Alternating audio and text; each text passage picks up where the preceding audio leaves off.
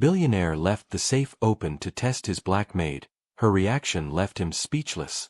The leather on the old chair still smelled faintly of cedar and cigar smoke, even though no one had sat there in years. Lorraine ran her fingers over the polished arms as she dusted, careful not to leave even a streak. This wasn't just any office, it belonged to Ethan Shaw, the elusive billionaire with sharp suits, sharper eyes, and a heart no one claimed to know. Lorraine, in her pressed uniform and soft-soled shoes, never lingered, never asked questions. But that morning, as the sun slipped across the marble floor and lit the corner of the large oak desk, she paused. The safe was open. Wide open. Bundles of cash stacked like bricks, neat and deliberate. Not a breeze or accident, this was a message. Or maybe, a trap. She stood still, her hands tightening around the dust cloth. It wasn't fear that froze her. It was something older than fear, dignity. And the weight of memories that didn't need retelling. Where are you watching from today, friend? Because what happens next will make you question what true integrity really looks like. Lorraine didn't come from wealth, but she came from strength. She'd grown up in a small southern town, the kind where everyone knew who baked the best sweet potato pie and who to call when the church roof leaked.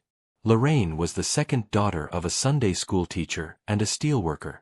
She didn't have much growing up, but she was rich in something far more lasting: honor. For 26 years, she had stood by her husband George, a postman with a laugh that filled the kitchen every morning, until the cancer took him quicker than anyone expected. After that, Lorraine had taken a housekeeping job at the Shaw estate, not because she wanted to, but because she had to. George had been the one with the pension. The savings were gone in a blink between the chemo, the bills, and the funeral. She wore her grief quietly, polished the silver, folded the linen napkins just so, and said, "Yes, sir," and "No, sir," to people who never once asked her how she was holding up. But that was all right. Lorraine knew God saw what others did not. And sometimes, that was enough. The Shaw estate was modern and cold, like its owner. Mr. Ethan Shaw was just 34, but everything about him felt older, the kind of old that doesn't come from age, but from isolation. He'd inherited his father's tech company after a scandal left the elder Shaw disgraced. Ethan took the reins, made a few ruthless moves, and turned the company around. The media called him brilliant. The staff called him cold. Lorraine called him Mr. Shaw, and kept her voice low. They never spoke much. She didn't expect they would. But over the years, she'd learned his rhythms. He left the office at 6:07 every night. He liked his coffee black, no sugar. He trusted no one, not even himself. Then, that Monday morning, the safe. Left open. It wasn't just open, it was presented. As if someone had peeled back the curtain and said, "Here, look. Temptation." Inside were stacks of $100 bills and a leather folder of bearer bonds. Lorraine's eyes barely flicked to the totals, but her heart did stutter. She'd never seen that kind of money up close before. Her son's inhalers had cost her $52 last month. The bus to her granddaughter's recital had taken the last of her savings. She was down to nickels in her coin purse, and she hadn't told anyone, not even her church group. Lorraine stepped forward. Slowly. She didn't touch the safe. Instead, she pulled a folded envelope from her apron pocket, one she had kept for weeks, meant for her pastor. Inside it was a $20 bill, tucked next to a note she'd written 3 nights earlier. "I borrowed this when my son couldn't breathe. I'm returning it with thanks and faith." She hadn't meant to put it here. But her hands moved before her mind did. She laid the envelope in the corner of the safe, right next to a gold watch that probably cost more than her entire year's wages. Then, with steady fingers, she closed the safe. Click. Lorraine didn't mention it to anyone. Not to the cook. Not to the driver. Not even to the Lord that night in prayer. She simply came home, took off her shoes, rubbed her knees, and reheated Sunday's stew. What she didn't know, what none of the staff knew, was that Ethan Shaw had been watching everything. Earlier that week, a junior accountant had reported discrepancies in petty cash. Nothing provable, just whispers and irregularities.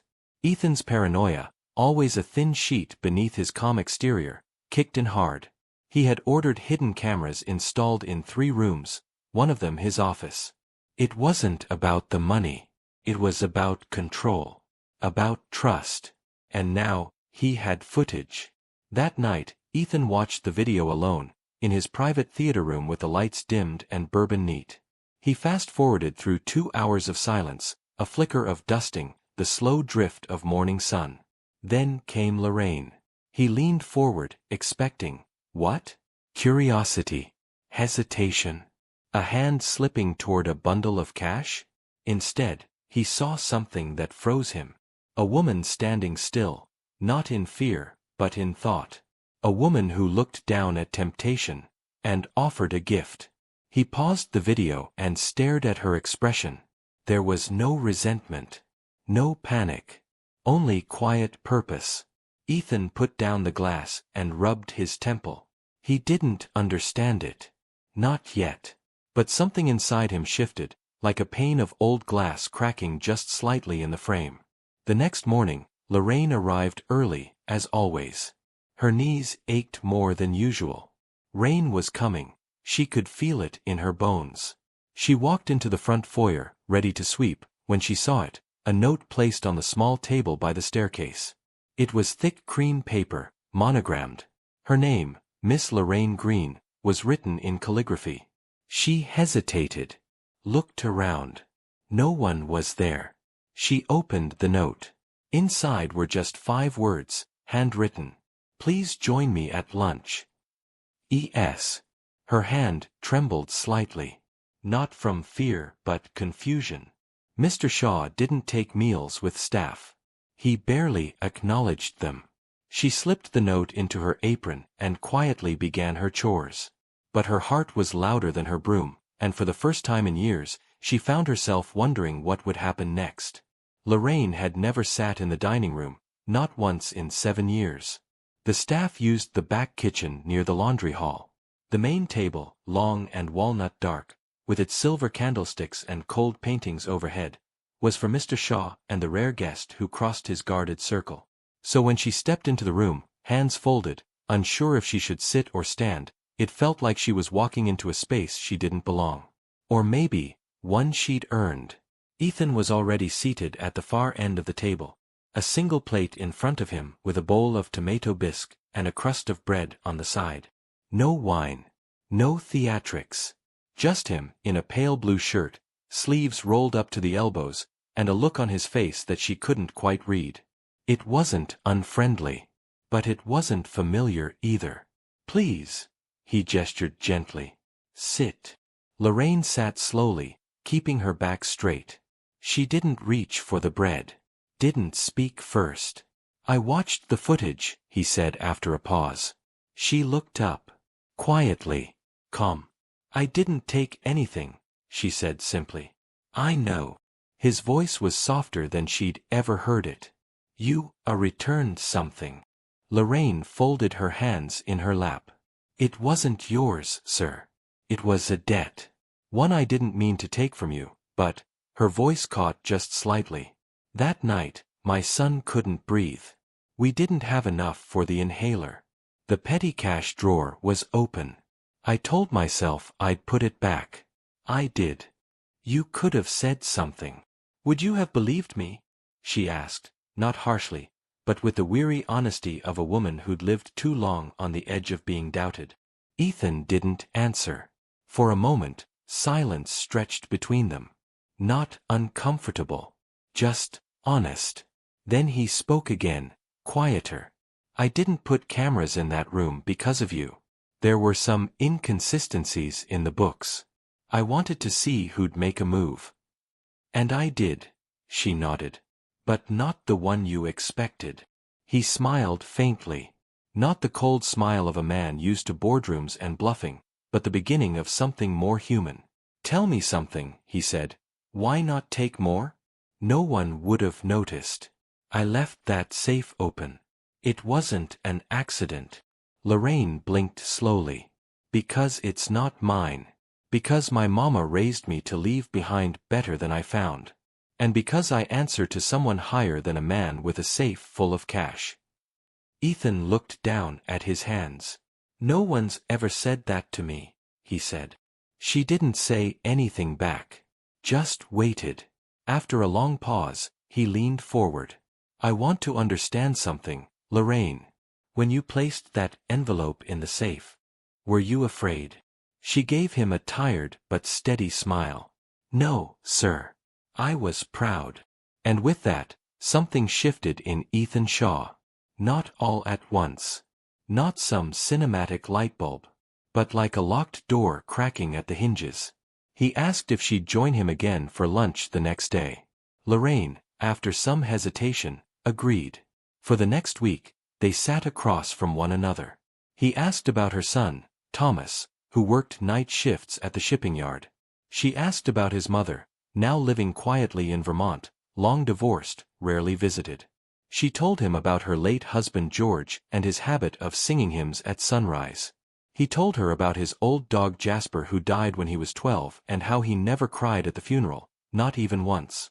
In those conversations, Ethan began to thaw, and Lorraine, cautious but kind, began to see something under the tailored shirts and CEO headlines. But kindness always draws attention in cold places. It was Ms. Dana, the estate's administrator, who noticed first. She'd been running the household books for years and didn't take kindly to new rhythms. When Ethan called off a scheduled staff audit and abruptly offered Lorraine paid sick leave and health benefits, things no other housekeeper had ever been granted, Dana's suspicion grew sharp. She's manipulating you, Dana said bluntly in Ethan's office one afternoon. All this humble dignity stuff, it's an act. You don't know her, Ethan said quietly. I know enough. She took money once. What makes you think she won't again? Ethan stood, voice tight but firm. She returned it. With a note. Before any camera caught her. That's more honesty than I've seen in boardrooms full of millionaires. Dana's face stiffened. Just remember who you can really trust, Ethan. The help knows more about this house than we do. He didn't respond. But something about Dana's words clung to him that night. Not suspicion. Something else, doubt, but not of Lorraine. Of himself. The next morning, Lorraine arrived to find the kitchen tense. Conversations stopped when she entered. Ms. Dana looked at her like a file that needed closing. Even the cook, sweet old Rosie, avoided eye contact. Lorraine felt it. That quiet shift in the wind. She kept her head down, polished, cleaned, said her prayers under her breath. But something in her gut said a storm was coming. And it did. Late that afternoon, as she prepared to clock out, 2 security officers approached her at the service entrance. Ms. Green, we need you to come with us, one of them said. She blinked. Is something wrong? We just need to check your bag, he said, eyes flat. Why? There's been a report of missing jewelry. She froze. Not in guilt, in shock. Her hands trembled slightly as she opened her bag. Inside, a cloth napkin, a small New Testament Bible, a bus pass, and her lunch container. No ring. No watch. No necklace. But they pulled out a small velvet pouch from the outer side pocket.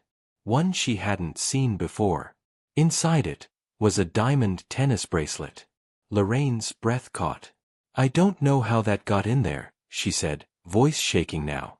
I swear to God, I didn't put that there.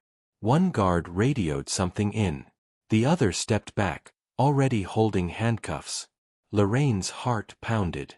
Her knees weakened. For the first time in years, fear truly took hold. And from behind them, a voice rang out. Stop. It was Ethan. If this moment touched your heart, Lorraine's strength, her honesty, her quiet dignity in the face of accusation, give this story a thumbs up. Your support helps us share more stories like this. Ethan stepped forward, eyes locked on the guards, his voice firm. I said stop. He walked slowly, expression unreadable, toward Lorraine, and the velvet pouch in the guard's hand. Where did you find that? He asked. In her bag, sir. We were told. By who? Silence. Lorraine's eyes brimmed with tears now. Not because of guilt, but because she knew she'd been set up. And Ethan Shaw, for the first time, saw the game he'd been blind to for years, the quiet ways people like Lorraine were tested, doubted, and punished, for nothing but being honest in a world that didn't trust honesty. He turned to Dana, now hovering in the hallway, arms crossed. "You planted it, didn't you?" She said nothing. But the look on Ethan's face said everything. Lorraine stood frozen beneath the glow of the security office lights, her fingers locked together so tight her knuckles paled. The bracelet sat cold on the counter, gleaming with the kind of quiet malice that didn't need words to wound. She'd held babies with fevers, she'd buried a husband without enough to buy a proper casket. But this hurt in a way that hollowed her out. Not because she feared the guards. Not because she feared jail. But because after all she'd carried, all she'd given, someone thought she was the kind of woman who'd slip a bracelet into her bag. Ethan stood silent, watching her. Watching the men glance between her and the item like she was on trial without a jury. "Miss Green," he said slowly, "have you ever seen that bracelet before?" Her voice was barely above a whisper. "No, sir. Never." He nodded once, lips pressed together. Then turned to the security officers. "You're dismissed." They hesitated. One of them glanced at Dana, still standing in the hallway with her arms crossed like a schoolmarm watching a child caught in a lie. "I said you're dismissed," Ethan repeated. The guards backed away, murmuring apologies, and the room fell quiet except for the hum of the overhead lights. Lorraine stood still. Her voice was steady, but something in her eyes had faded. "You think I'm lying," she said, not accusing, just tired. Ethan shook his head, slow and firm. "I don't." "Then why let it get this far?" He didn't answer at first. His hands ran through his hair like a man searching for the right words, or the right version of himself.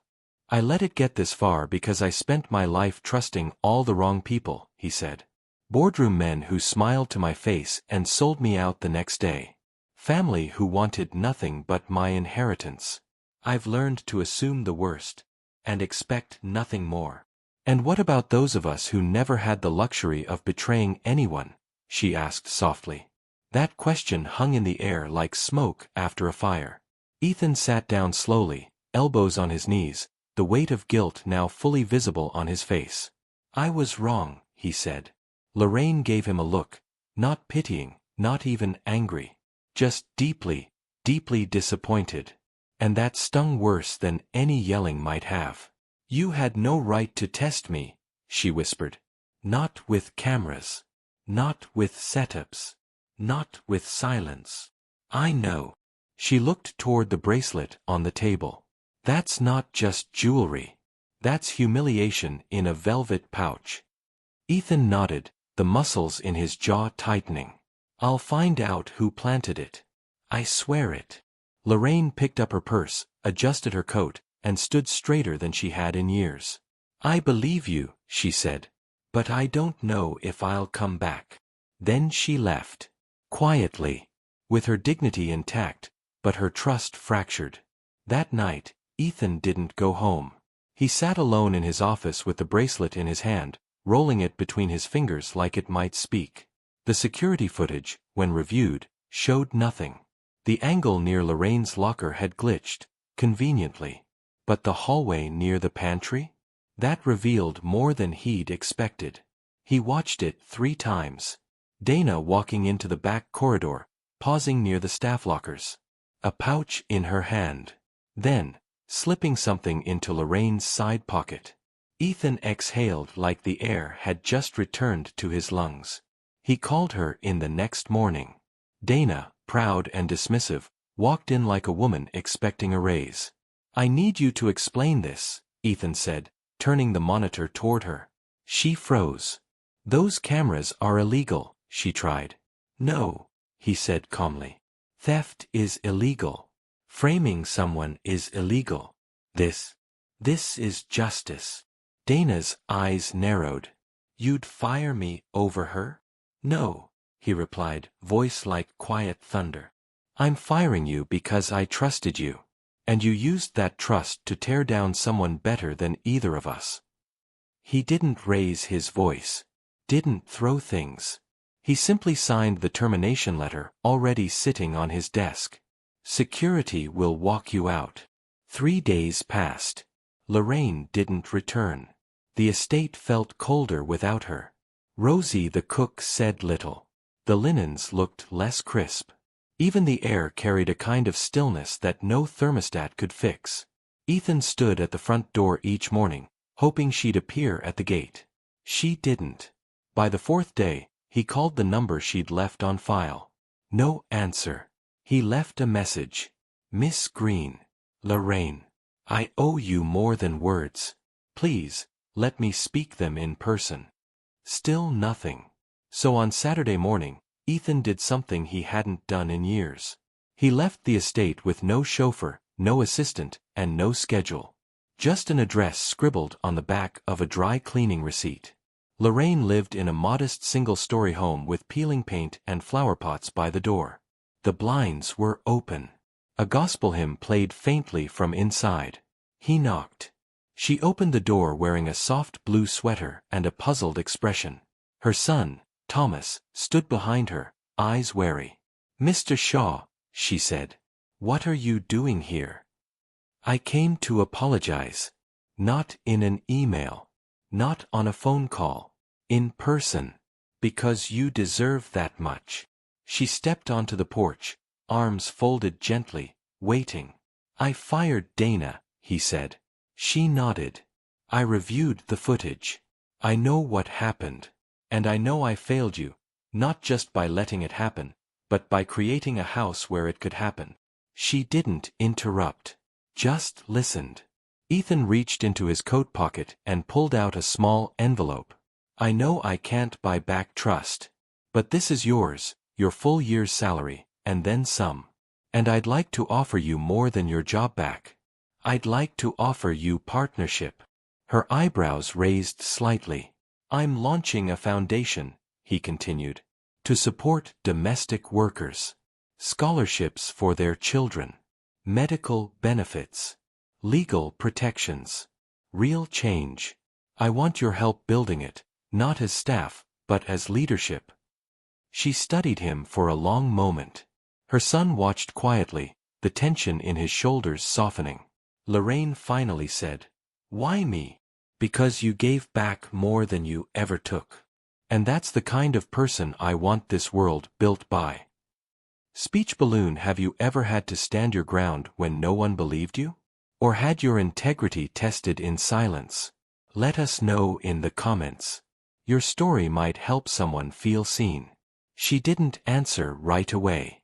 But she smiled, just slightly, and said, Come back tomorrow. I'll think on it. And for Ethan, that was more than enough. Lorraine spent the night thinking about Ethan's offer.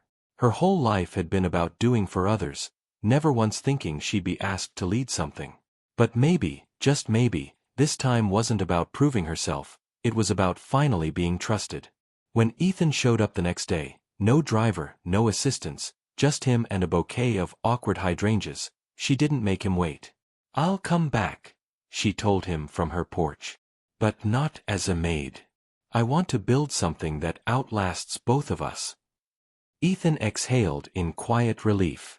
Then we start together. That Monday, Lorraine didn't wear her uniform. She walked into the estate in a navy blue dress, and every head turned. Not in judgment, in respect. Rosie, the cook, whispered, Lord have mercy, Miss Lorraine looks like she owns the place. In a way, she did. She now worked beside Ethan, not beneath him, helping launch the Shaw Foundation, a real organization offering scholarships, legal help, and health care for domestic workers. She answered letters, met with mothers, and reviewed applications with steady grace. Ethan saw how the staff changed, too. More smiles. Less fear. Dignity was contagious. But not everyone was ready. One junior manager made a snide comment about promoting loyalty too fast. Ethan shut his laptop, looked up, and said, She's not loyal. She's extraordinary. And it's time we stopped ignoring the people who keep our houses whole. Weeks passed. Lorraine invited Ethan to her church. He sat in the back, awkward at first, then bowed his head and let the music wash over him. After the service, a boy tugged his coat. "Are you Miss Lorraine's boss?" Ethan smiled. "No, son. She's mine." Back at home, Lorraine placed the old envelope, the one with the $20 and the handwritten note, into a wooden box beside her late husband's Bible. Later, she found a second note from Ethan tucked inside. "What you returned was small. But what you gave me was everything." Belle, if this story touched your heart, subscribe for more stories that honor quiet strength and unseen heroes. One crisp afternoon, Lorraine told Ethan, the scholarships were approved, 3 girls heading to college. First in their families. Ethan smiled. "You did that." "No," she said. "We did." He looked at her, not as staff or savior, but as a partner. "I used to think I had to test people to find the good," he said quietly. "But you showed me, the good doesn't need testing. It just needs trusting." Lorraine smiled, eyes soft. And for the first time in his life, Ethan felt truly at peace. Months passed. The Shaw Foundation opened its doors in a modest building downtown, nothing fancy, but filled with warmth. Lorraine oversaw everything from the front desk to policy meetings, always with her signature calm. People came in nervous and left seen. At the holiday fundraiser, Lorraine stood at the podium. Her voice trembled just slightly as she shared her story. The safe, the envelope, the test she never saw coming. "I wasn't hired to lead," she said, looking out at the crowd. "But I've learned you don't need a title to do what's right. Sometimes you just need to stand your ground, even when no one's watching." The room stood to applaud. Not out of politeness, but out of deep respect. Ethan watched from the side, hands in his pockets, eyes wet. In that moment, he wasn't the billionaire. He was the man who had once trusted no one, until a woman with aching knees and quiet faith changed his life. Afterward, he approached her. "You saved me," he said softly. She smiled. "No. I reminded you who you could be." Red heart if you believe in second chances, in quiet heroes, and in the power of truth. Like, comment, and subscribe for more stories that honor the heart. Later that night, Lorraine sat on her porch with her son beside her, both sipping tea. "You ever think about how strange it all is?" Thomas asked. "That one moment, one envelope, could change everything?" She smiled into the steam. "It didn't change me. It revealed me." In her living room, the same wooden box sat on the shelf. Inside, 2 notes, a folded $20, and a photo of the foundation's ribbon cutting, Lorraine in the center, smiling with purpose. And with that, the story came to rest. Not in drama. Not in riches. But in something far rarer, peace. Thank you for spending time with this story. If it moved you, we'd love to hear your thoughts. And if you haven't yet, subscribe. More soulful stories await. Speech Balloon Bell.